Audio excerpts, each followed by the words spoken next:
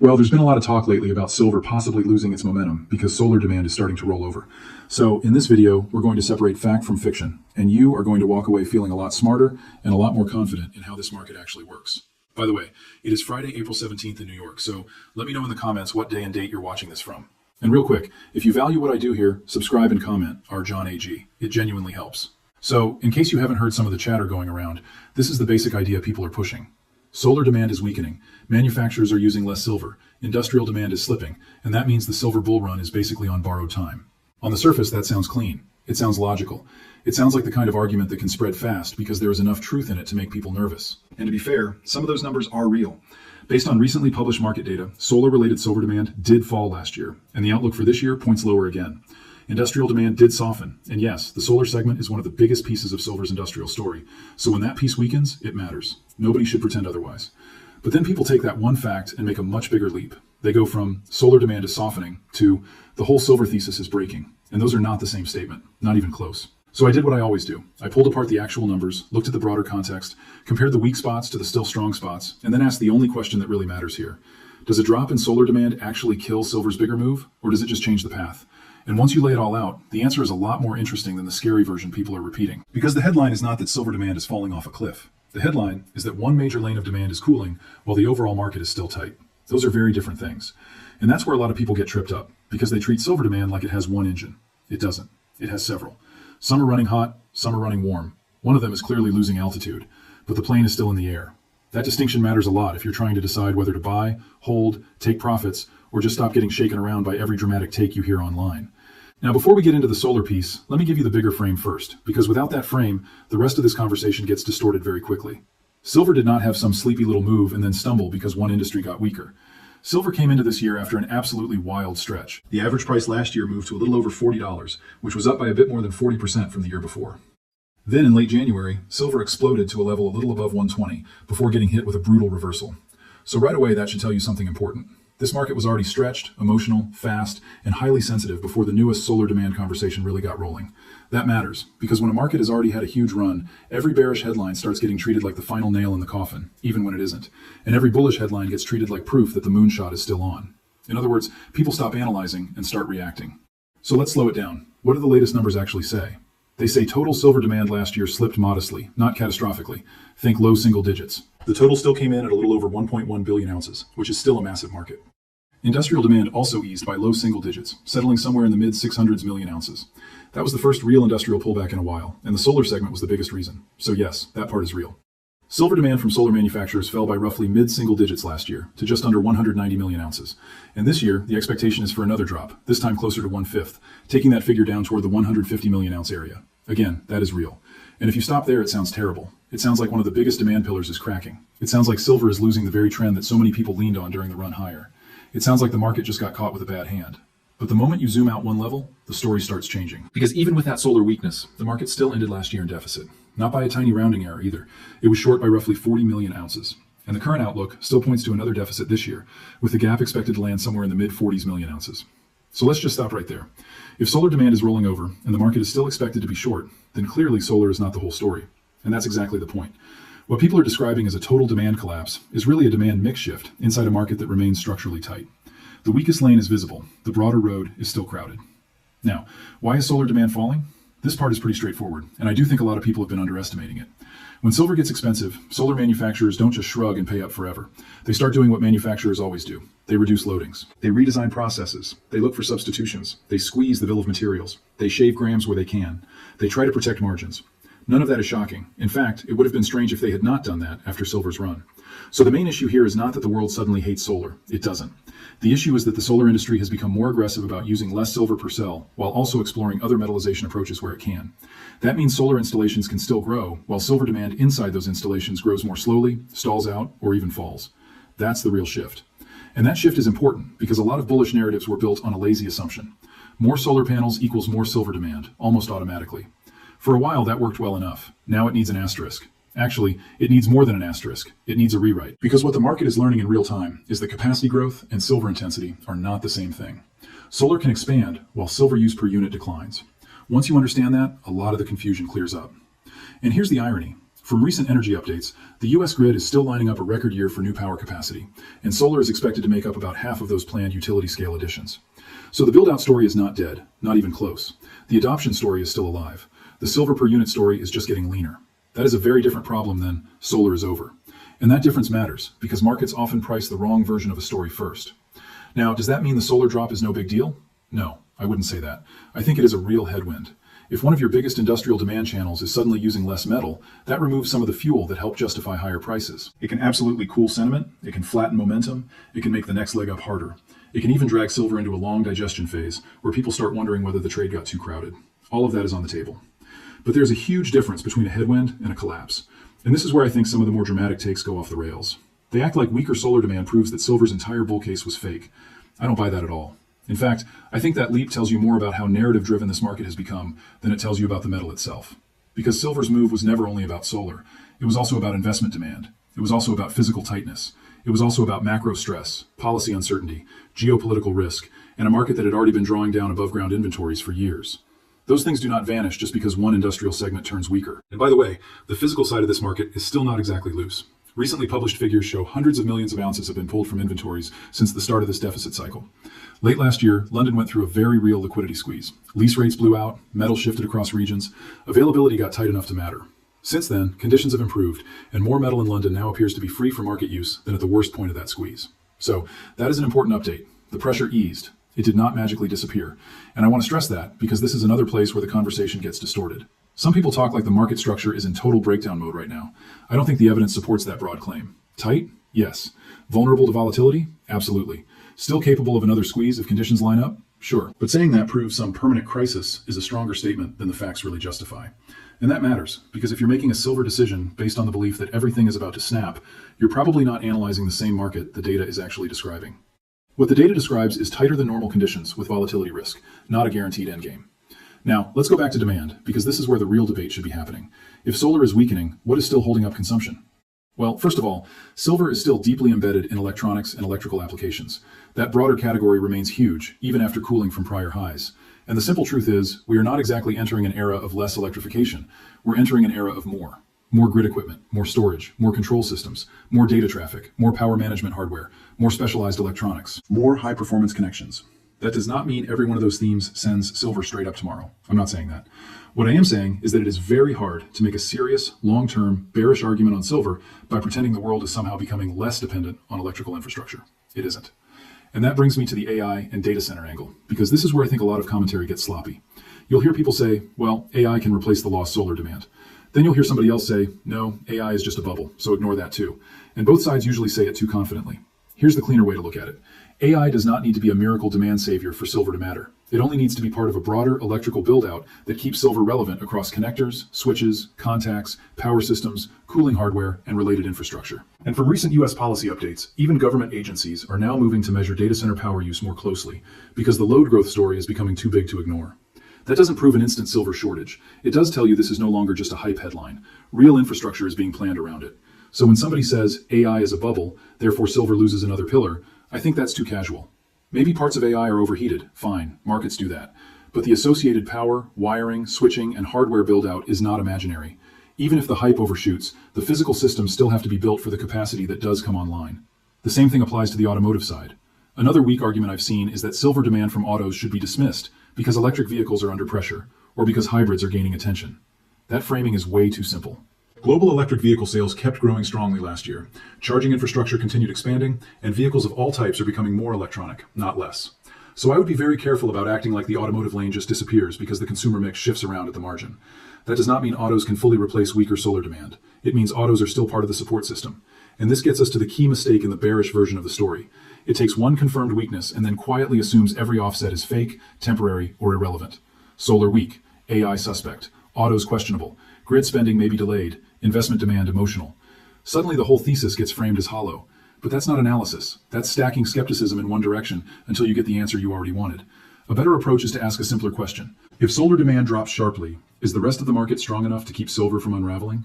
And based on the current numbers, I think the answer is yes, but with an important qualifier.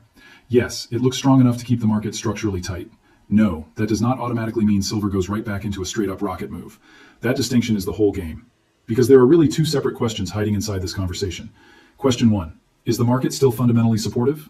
Question 2. Is price likely to act like it did during the most explosive phase of the run? Those are not the same question. On the first one, I still think the answer is mostly yes. On the second one, I think the answer is probably no, at least not in the same way and not without a fresh catalyst. And once you separate those, the outlook becomes much clearer. You can have a market that stays in deficit, stays strategically important, stays volatile, and still struggles to repeat its most extreme upside behavior if one of its most celebrated demand stories cools down. That is not a contradiction. That is actually normal. Markets don't move in straight lines forever. They pause, they digest, they rotate from one narrative to another. They overshoot, they scare people out. Then sometimes they resume higher on a different foundation than the one that got them there in the first place. Silver may be in exactly that kind of transition right now, and there is another subtle point here that almost nobody explains well. High silver prices do not hurt every part of the solar chain in the same way. They hit the places where margins are already tight and competition is brutal. That is why manufacturers have such a strong incentive to trim silver usage aggressively. From recent industry material, silver paste can still represent a meaningful share of cell costs. So when the metal runs hard, the engineers suddenly get religion. Every fraction of a gram matters. Every redesign gets pushed harder. Every alternative gets taken more seriously. So when you hear that solar demand fell, don't picture factories going dark everywhere. In many cases, picture factories getting more efficient, more ruthless, and more cost sensitive. That is a very different image, and it leads to a very different market conclusion. It means silver is facing an efficiency problem, not necessarily an adoption problem. And those two things can look the same for a while if you're only staring at the demand line. They are not the same underneath.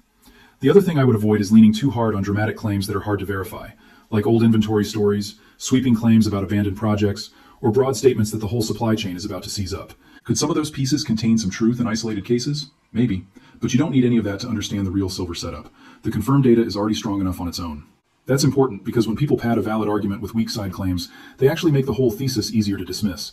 And I don't think this subject needs embellishment. The clean version is powerful enough. Solar demand is weakening because silver got expensive and manufacturers adapted. The broader silver market is still short enough that this does not automatically erase support. That alone is plenty. Price down for a week? Solar. Momentum weaker? Solar. Traders cautious? Solar. One factor can be important without being responsible for every tick on the chart. Silver is too cross-connected for that. It trades off rates, currencies, risk appetite, precious metals flows, physical availability, industrial expectations, and yes, sector-specific demand shifts like solar. Anybody who tells you there is one master switch is oversimplifying a market that simply does not behave that way. Now, let's talk supply, because this is the other half of the puzzle, and it's the reason I don't think the dramatic bearish version holds up cleanly. Last year, mine supply did improve. It wasn't flat, it did get better. Output rose by low single digits, and recycling also moved higher, climbing to just under 200 million ounces, which was the best level in about a dozen years. That is meaningful. It tells you high prices are pulling out more supply, as they should. But here's the catch. Even after that improvement, the market still posted another annual shortfall. That tells you something very important about silver. The supply side is not especially quick to respond, and there are a few reasons for that. First, a lot of silver comes as a byproduct from other metals, which means silver price alone does not fully control the production decision. Second, grade pressure and operating issues still show up across producing regions. Third, new projects do not appear overnight. And fourth, recycling can rise without fully solving the problem, especially when refining capacity becomes a bottleneck. So when people say, don't worry, higher prices will just bring more metal to market, I think that is too neat. Some more metal, yes. Enough metal fast enough to erase structural tightness? That is a much harder claim. And there is another layer here that I think deserves more attention. Late last year, silver was officially added to the federal critical minerals list in the United States. Now, that doesn't mean Washington is about to hand you higher prices. It doesn't mean you wake up tomorrow in some shortage panic. But it does tell you something about how policymakers view the metal. They do not see it as some optional side ingredient. They see it as strategically important to industry, technology, and supply chain resilience. That is fresh context, and I think it matters. Because once a material starts being viewed through that lens, the conversation changes. It moves from, is this useful right now, to, can we reliably secure enough of it through the next industrial cycle? Those are different questions, and markets do not always price that shift immediately. So if you're trying to decide whether weaker solar demand ruins silver, you have to hold both ideas in your head at the same time.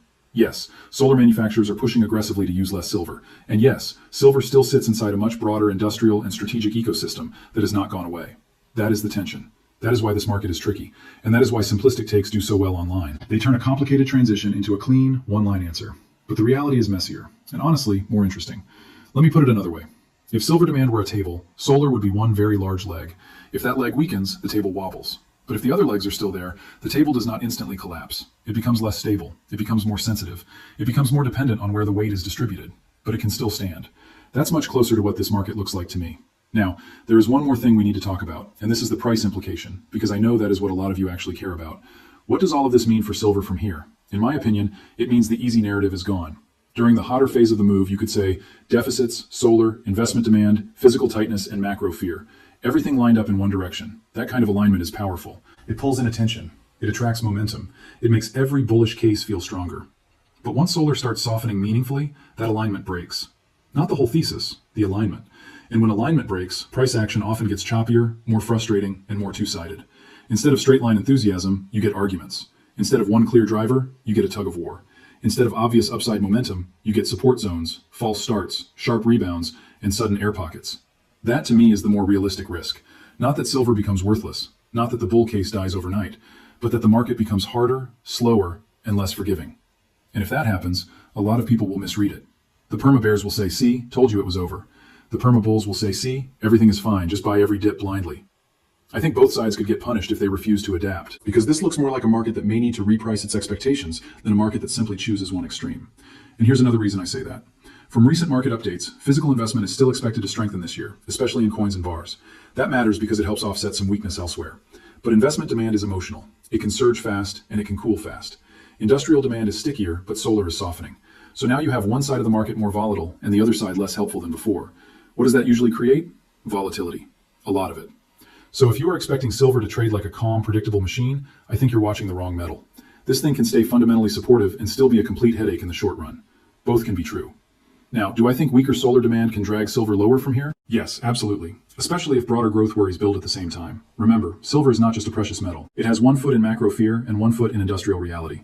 If the industrial side looks softer, while the safe haven side is not strong enough to take over, silver can get hit. We've seen that before. It doesn't need some dramatic collapse scenario to happen. It just needs enough doubt to replace excitement. And when a market has recently gone through a blow-off move and a brutal correction, doubt is not hard to find. So I do think there is a credible case for more stagnation, more chop, maybe even a move into lower support territory if the solar slowdown weighs on sentiment more than expected. But this is where I want to challenge another lazy assumption. A softer path does not necessarily mean a broken floor. People often talk as if any drop in demand must translate directly into a full reset in price. That is not how tight markets usually behave. In a tight market, weaker demand can reduce the upside without destroying the base. It can cool the fever without curing the patient. And if supply remains slow to respond, while inventories stay historically drawn down, the floor can hold much higher than people expect. That is why I think it is a mistake to confuse less bullish with outright bearish. There is a huge middle zone between those two, and silver may spend more time in that middle zone than either camp wants to admit. If you've done well in this market, by the way, and you've managed your entries, your exits, or your conviction better than most people do, share your success story in the comments so others can stay motivated. Because what usually ruins people in silver is not the thesis, it's the emotion. It is the need to turn every development into certainty. It is the habit of hearing one new bearish point and deciding the whole move was fake, or hearing one bullish point and deciding nothing can go wrong. That kind of thinking gets expensive fast in a market like this. So let's bring everything together. What is actually confirmed? Confirmed. Solar silver demand weakened last year. Confirmed. It is expected to weaken again this year, and the second drop looks sharper than the first. Confirmed. Industrial demand softened. Confirmed. Manufacturers are aggressively thriftier when silver gets expensive. Confirmed. The old assumption that solar growth automatically means rising silver demand is no longer safe. Also confirmed. The broader market remained in deficit. Confirmed. Another deficit is still expected. Confirmed. Inventories have been drained materially over the last several years. Confirmed. Last year's liquidity squeeze was real, even though conditions later improved. Confirmed. Supply responded somewhat, but not enough to erase tightness. Confirmed. Silver remains tied to multiple industrial themes outside solar. And that last point is the one people keep trying to skip. Because if they skip it, the story sounds cleaner. It sounds like this. Solar is down, therefore silver is done. But once you put the missing pieces back in, the real story sounds more like this. Solar is down, therefore silver's hottest industrial narrative has cooled, which may slow upside and increase volatility, but the broader market still looks too tight to treat that as an automatic end to the larger thesis. That is less dramatic, but it is also a lot closer to reality. And one more thing, I think we need to be careful not to overlearn from the recent high. When silver shot above 120 and then got slammed, a lot of people mentally anchored to that spike. So now every conversation becomes, can silver get back there quickly, or is the whole move fake? Those are bad choices. Parabolic highs are often emotional extremes, not stable reference points. The better question is whether silver can hold a higher long-term base than it had before this cycle, even while one of its major demand drivers cools off. That is the real test. And the answer to that depends on whether the market keeps absorbing the solar weakness without losing the rest of its support structure. So far, it looks like it can. That does not make this a blind buy. It makes it a market that still deserves respect. If solar demand keeps falling faster than expected, or if broader industrial activity slows more sharply, or if investment demand suddenly dries up, then yes, the tone can get a lot uglier. I'm not dismissing that. Silver is too volatile for that kind of complacency.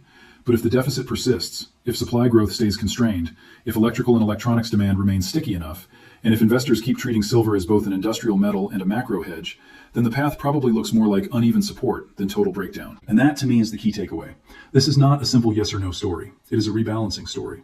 The solar lane is easing. The rest of the market is trying to decide whether it can carry the load. That is what we're really watching. Not whether one line item fell, not whether one headline sounded scary, but whether the silver market as a whole is still tight enough to keep the bigger structure intact while one of its most visible growth engines slows down. That is the actual question. And I think too many people are answering a different one. They're answering the emotional question. They're answering, does this headline feel bad? Sure, it does. But investing off feelings in silver is one of the fastest ways to lose perspective. Better to ask the harder question. What changed? What did not change? And what does the market still need to function? What changed is the solar intensity story. What did not change is the broader importance of silver, the continuing deficit, the still sensitive physical backdrop, and the fact that supply is not responding like a flood. Put all of that together, and my view is pretty simple. I do not think weaker solar demand should be ignored. I do not think it should be exaggerated either. It is a serious headwind. It is not, by itself, a death sentence for silver. And honestly, I think that middle ground view is where the opportunity usually is, because most people hate nuance. They want drama. They want certainty. They want one clean answer. Markets rarely give you that, especially not this one. So here's the practical way I would frame it. If you were bullish silver only because of solar, your thesis needs work. If you were bullish silver because the whole market was in a long-running deficit with multiple demand channels, fragile liquidity, and slow-moving supply, then the thesis is bruised, not broken. That is a very different message, and it should lead to a very different kind of decision-making. Maybe you size smaller. Maybe you get more patient. Maybe you stop chasing breakouts. Maybe you pay closer attention to industrial data than to social media slogans. Maybe you accept that the next move, if it comes, could be later and messier than people want. Those are all reasonable adjustments. But treating this like a clean all clear or a clean disaster, I don't think the facts support either extreme. So now I want to hear from you. Do you think the solar slowdown just delays the next leg higher, or do you think it changes the long-term silver story in a much bigger way? And if you're watching this after another big move, tell me whether the market feels stronger or weaker to you than it did a few months ago. Because this is one of those moments where the surface story is simple, but the real story underneath it is a lot more subtle. The solar piece is weakening. The silver market itself is not suddenly becoming simple. If anything, it is becoming more complex. And complex markets are where strong opinions usually go to die. They force you to update. They force you to separate what is confirmed from what is implied. They force you to stop borrowing somebody else's certainty and start building your own framework. That is what I wanted to do in this video. Not hype it, not bury it, just clean it up. Because once you remove the exaggerated framing, what you are left with is a much more useful conclusion. Silver's biggest industrial growth story has cooled. The broader market still looks tight. Price may lose some of its easy upside and become more frustrating. But the idea that one weakening sector automatically cancels the entire silver thesis, I think that goes too far. A lot too far.